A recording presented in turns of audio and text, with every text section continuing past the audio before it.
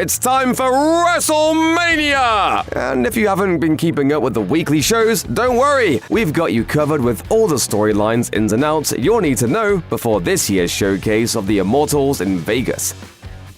Sunday night's main event is between undisputed WWE Champion Cody Rhodes and the recently turned heel John Cena, but the feud is between Rhodes and The Rock. Rhodes won the Royal Rumble in 2024, but nearly gave away his WrestleMania main event spot to the Great One. It was only after fan outcry that the American Nightmare demanded his Mania rematch against Roman Reigns, eventually going on to finish the story, win the title at WrestleMania 40, and start his ongoing reign. The Rock, who turned heel and became the final boss, did everything he could to try to stop it, including winning a tag team match with Reigns against Cody and Seth Rollins the night before. After Cody's win, Triple H gave the new champ the gold watch that Cody's late father, Dusty Rhodes, supposedly sold to support his son years earlier.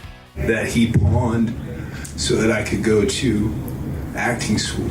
It was kind of weirdly unclear how Cody and The Rock felt about each other after that. The night after WrestleMania 40, The Rock gave Rhodes a still unrevealed congratulatory gift, but also said their story wasn't over. Their interaction at the first Raw on Netflix in January seemed friendly enough, but then The Rock told Cody on February 21st that he wanted Cody to be his champion, ominously saying, "I want your soul." He demanded an answer from Cody at Elimination Chamber on March 1st. Here's where Cena comes in. Cena announced at Money in the Bank 2024 that 2025 would be his final year as a wrestler. He entered the Royal Rumble and made it to the final two, but ultimately lost. So Cena entered himself in the Elimination Chamber match. And wouldn't you know it, he won! He was on his way to WrestleMania. Cody came out to congratulate him, and soon enough, The Rock emerged to inquire about that whole soul offer. In the strongest words possible, Cody told him, no thanks. Cena hugged Cody, and his facial expression changed from a smile to a scowl. The Rock made a neck-slash gesture, giving Cena the go-ahead to hit Cody with a low blow. What followed was a vicious beating, including Cena hitting Cody with that meaningful gold watch. Cena has delivered a few promos since then, where he has told fans that he's breaking up with them, that he wants to ruin wrestling, and that he's going to bury Cody. But it's clear that Cena is little more than a pawn in all of this, just in to secure another title win and break the all-time championships record. The real conflict is between Cody and The Rock.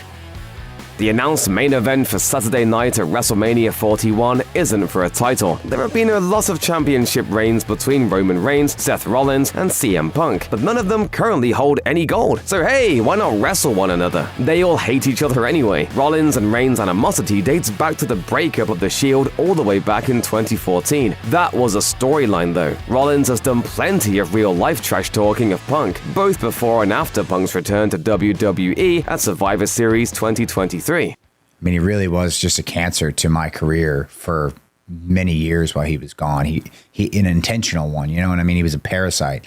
Reigns has made similar shoot comments about Punk. I don't like the guy. I mean, I don't know many people that do. Things came to a head at the Royal Rumble. Punk eliminated both Rollins and Reigns before quickly being eliminated himself. Then all hell broke loose on the outside, with Rollins landing 2 stomps on Reigns and brawling with Punk. Rollins and Punk attempted to settle their score in a steel cage match on Raw, but Reigns made a surprise return and pulled Rollins from the cage, technically handing him the win. Reigns beat Rollins down with a pair of his own stomps to the floor. To end the show, Paul Heyman was seen comforting Punk in the ring following his loss. Then Reigns hit Punk with a spear. A big question mark for this match will be where Heyman's loyalties lie. He's been aligned with Reigns as his wise man for quite a while, but his connection to Punk goes back way further, nearly 20 years. When Punk joined Reigns' team at Survivor Series War Games 2024, Punk made clear that he'd only do it if he got a favor from Heyman. Punk stated outright that getting his dream of a WrestleMania main event was not that favor. The favor he does want is for Heyman to be in his corner instead of Roman's.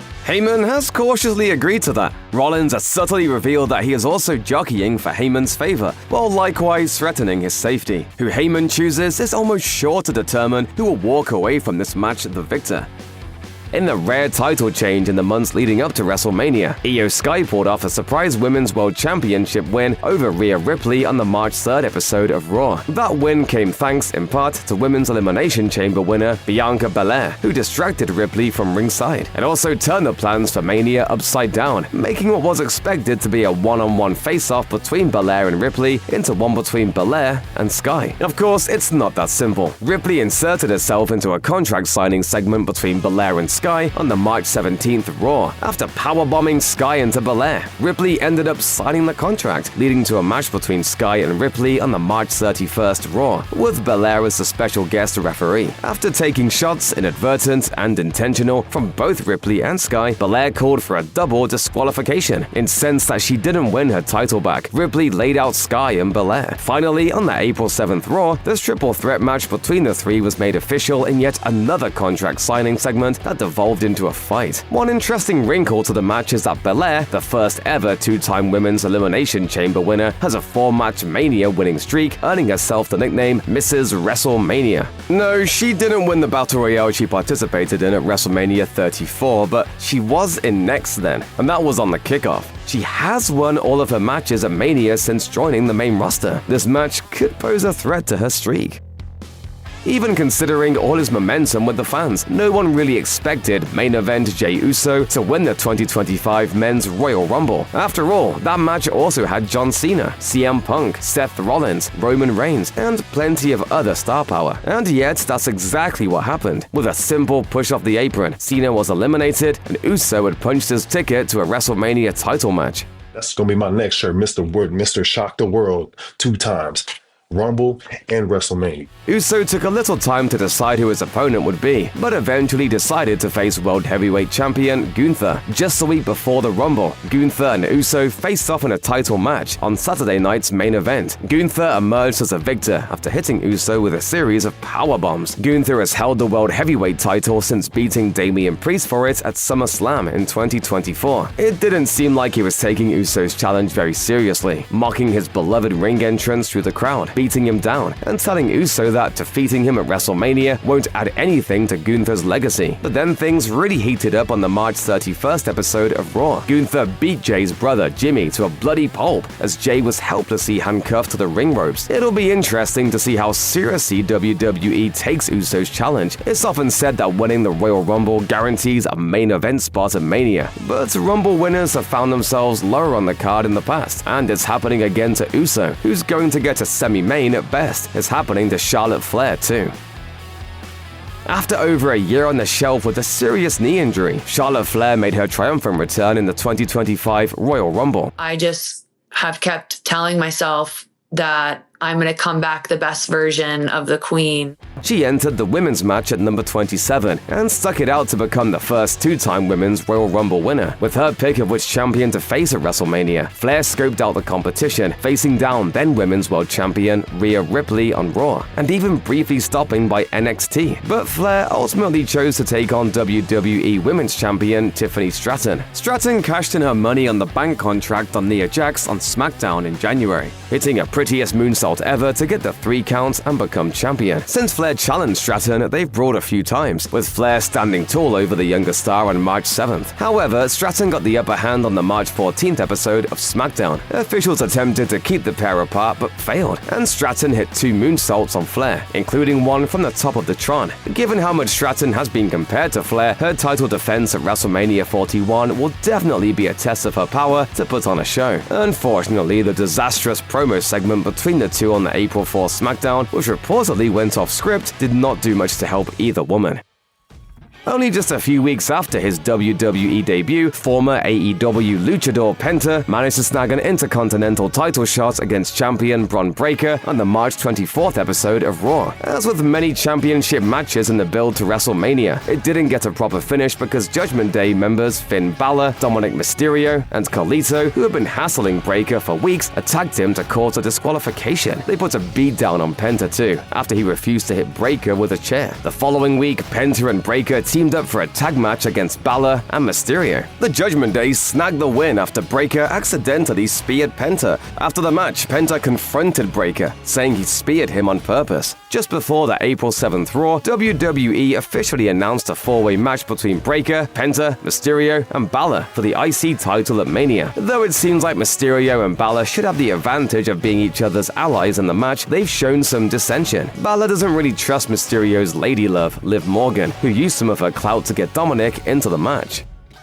The women's tag titles have sadly been kind of an afterthought ever since their introduction, but they're at the heart of this singles grudge match. Jade Cargill and Bianca Belair won the titles at Bash in Berlin back in August 2024. But in November, Cargill was attacked by an unknown assailant backstage, taking her out of action. Naomi slid in to replace Cargill as Belair's partner, and they held on to the titles until February 2025. The mystery of who attacked Cargill went on for a while, until Cargill returned at Elimination Chamber and went straight for the culprit, Naomi. Naomi admitted to it in a March 7th promo on SmackDown, saying she was tired of Cargill coasting off of Belair's success. Belair turned her back on Naomi, so Naomi called her ungrateful. Cargill came out and beat Naomi down, and Naomi got a receipt 2 weeks later. Cargill attacked Naomi again after the latter's match on the April 4th SmackDown, leading general manager Nick Aldis to make their WrestleMania grudge match official. Perhaps shockingly, this will be the first non-title women's singles match on a Mania card since all the way back at WrestleMania 22, and that one was a Playboy pillow fight.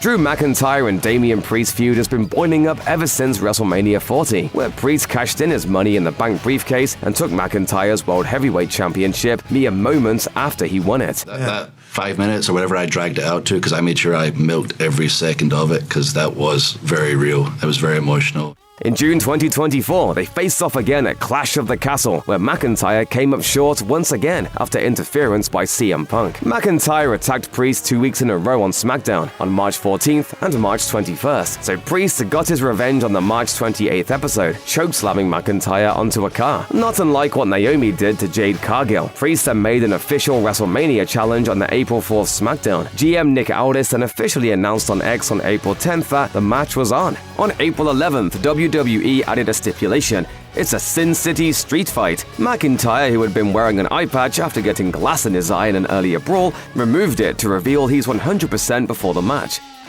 In another title change somewhat surprisingly close to WrestleMania, LA Knight defeated Shinsuke Nakamura for the US title on the March 7th episode of SmackDown. From there, 3 potential Mania challenges for Knight's title emerged: Braun Strowman, Jimmy Uso, and Jacob Fatu. After numerous multi-man tag matches and disqualification finishes involving the various parties, Strowman and Fatu faced off in a last man standing match on the April 4th SmackDown to determine who would challenge Knight for the title. Jimmy was out of the picture by then after Gunther's vicious beating on Raw. Fatu defeated Strowman by smashing him through a table in the corner, and his US Championship match with Knight was set for Mania. The women's Intercontinental title won't be up for grabs at WrestleMania 41 unless the champ, Lyra Valkyria, pulls surprise double duty. She's teaming up with Bayley to try for a second title instead. One half of the women's tag team champions, Raquel Rodriguez, unsuccessfully challenged Valkyria for her title on the March 24th Raw. After the match, Rodriguez's partner, Liv Morgan, joined up for an attack on Valkyria that brought out Bayley, who fended off the tag champs. On the April 4th SmackDown, WWE announced a 6-team gauntlet match for the following week to determine who would face Morgan and Rodriguez. Bayley and Valkyria ran the table to win the gauntlet, securing their spot in a tag title match at Mania against the champs. With this pretty by the numbers build, WWE isn't doing much with this match to elevate the women's tag titles, unfortunately. Far more effort has been put into the Naomi Jade Cargill singles match that simply has the tag titles as background decoration.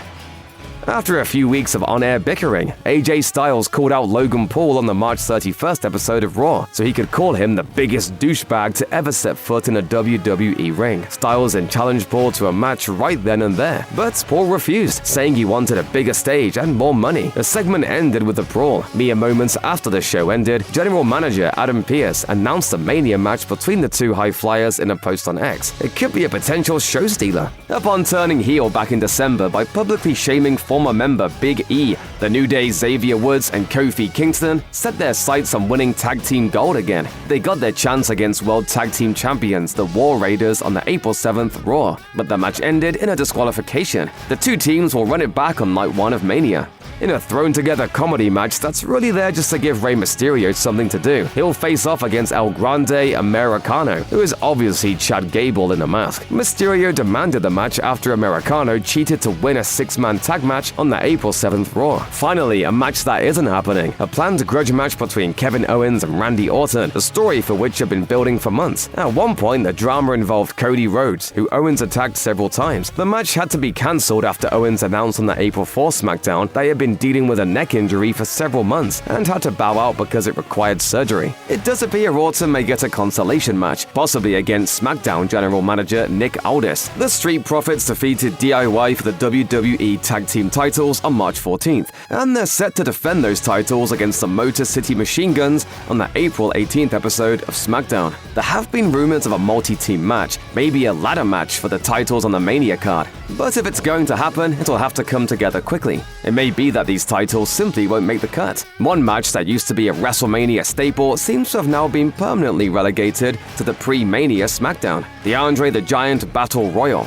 It's once again on the Friday show rather than Saturday or Sunday. Here's a full card as it currently stands, though the order of the matches, other than the main events, is anyone's guess at this point. Saturday, April 19th, Rey Mysterio vs El Grande Americano, Jade Cargill vs Naomi, The War Raiders vs The New Day for the World Tag Team Championship, LA Knight vs Jacob Fatu for the United States Championship, Tiffany Stratton vs Charlotte Flair for the WWE Women's Championship, Gunther vs Jey Uso for the World Heavyweight Championship. Main event, Seth Rollins vs Roman Reigns vs CM Punk. Sunday, April 20th, AJ Styles vs Logan Paul, Damian Priest vs Drew McIntyre in a Sin City street fight, Liv Morgan and Raquel Rodriguez vs Bayley and Lyra Valkyria for the Women's Tag Team Championship, Bron Breakker vs Penta vs Dominic Mysterio vs Finn Balor for the Intercontinental Championship, Io Sky vs Bianca Belair vs Rhea Ripley for the Women's World Championship.